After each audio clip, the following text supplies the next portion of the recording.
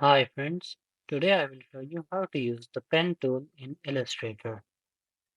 So to use the pen tool in Illustrator, first open up an Illustrator file, go to your folders, find the file that you want to edit and drag it into Illustrator.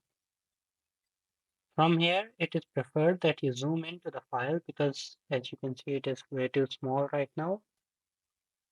So we'll go to about 800% zoom. Then from the left of the screen, you can see that we have the select tool selected right now. We will select the pen tool and then we will start drawing. Zoom in a little bit more. Okay, so from here, just click and drag around the object that you want to extract using the pen tool. Here you can see that it's drawing an outline of it and it'll even fill in the center part with a white uh, paint. So slowly like this, we will select the whole bird.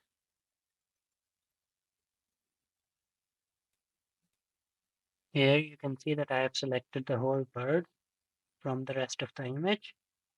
Now you'll need to create a new layer.